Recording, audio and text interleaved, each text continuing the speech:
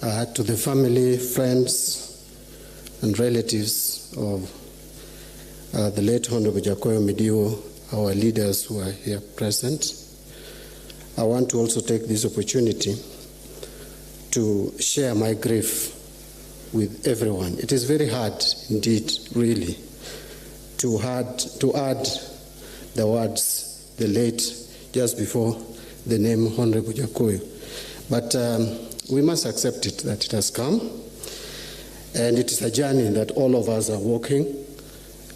We will live or depart at different times, but it is really hard to believe.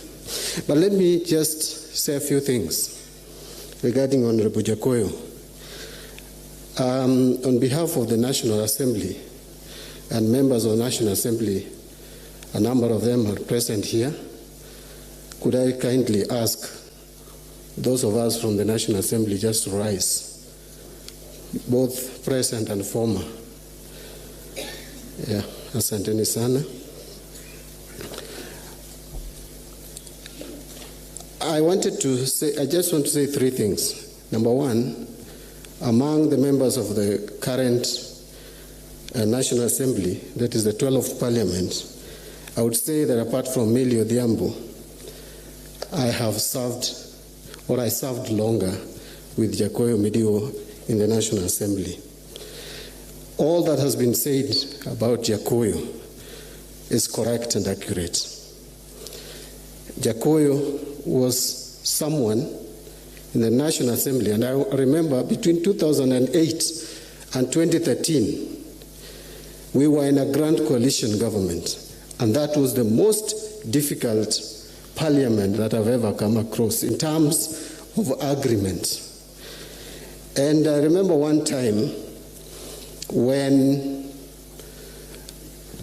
the Justice and Legal Affairs Committee continuously made decisions that was not really palatable to the one side of the government, there was an attempt to remove the chair of that committee, that is Honorable Ababu Namwamba.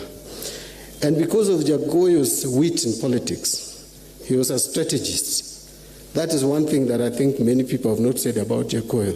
He was a strategist by excellence.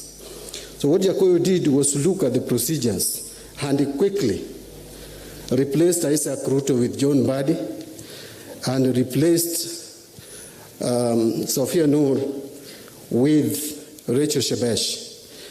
And we were to join the Justice and Legal Affairs Committee to make sure that Ababu Namwamba was not removed. And see, when we went for the meeting, we were told that we couldn't sit in that meeting because our appointment was not regular and procedural. So when I called Jakoyo, he told me, you know, Mbadi, actually used to call me Nyang. Nyang, the reason why I appointed you there is because I knew you would fight there. So please execute why I sent you there. And we caused chaos. And the meeting didn't take place. So that is Jakoyo. And we saved the situation. Ababu was not removed. Number two, he was a very honest man, as many have said. And I remember when the late Joshua Ojode died in a grisly accident, there was talk, which turned out to be true, that the Prime Minister would appoint me as the Assistant Minister to replace Ojode. And Jakoyo didn't like it. So he met me and he told me, Mbadi, I don't want you to be Assistant Minister. I looked at him like I was dreaming, because really, who would tell a colleague that? So I asked him why. He told me, Ababu is going to be appointed to the cabinet. You are also being appointed to the cabinet.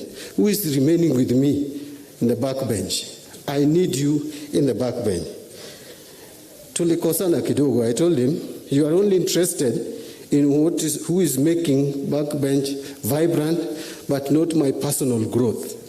I have also to grow, and this is my time to grow, so I disagree with you. Then later, he called me and told me he has reflected on it, and he thinks it is okay. So I told him, if I'm appointed, I will take it. That is Jakoyo for you. There are so many people who would go behind your back and go to the appointing authority and tell them, please don't appoint Mbadi. But this is a man who is telling you on your face, I don't want you, and for 1, 2, 3. My final comment about Jakoyo is what Nikal said. Let me tell you, Jakoyo was a fighter. On 18th December 2014, those of us who are in the National Assembly would have known, can attest to the person now we are eulogizing. Jakoyo was a fighter. And when the Security Laws Amendment Bill were being debated in Parliament, Jakoyo said, we are not going to accept this, even if it is turning physical, let it turn physical. And I remember when Senator Orengo and Senator Mudavadi were almost being thrown from the balcony down. It is Jakoyo who told me, Mbadi, what are you still doing here? You must save Orengo and Mudavadi. And I went without thinking. In fact, I used to call myself Jaluet Jakoyo. I went without thinking, kicked the door open, and fought physically. I thank God Kenyans didn't see that scene. It was so ugly. But we had to do it because circumstances dictated that it should be done. One thing about Jakoyo, where I think he beats me, is despite all that, he could still reach out to the other side. Personally, as Mbadi, when we are not in the same line, when we are not in the same side, I have no time for you. But Jakoyo was different. Among my colleagues, present and former, it's only Honorable Gumbo who has visited my constituency like Jakoyo did. So I've lost a friend. I've lost someone who mentored me in politics, and there is nothing much we can say. On issues politics today, I want to reserve my comment. A lot has been said. We have our leaders here. We have the Right Honorable Raila Odinga. We have Honorable Steve Kalonzo Musyoka. We have Moses Musalia. Musalia Mudavadi. Of course, Moses Musalia is also in the team that I want to refer to. You know, we are in your hands. Do something. Thank you. Thank you. Yeah, we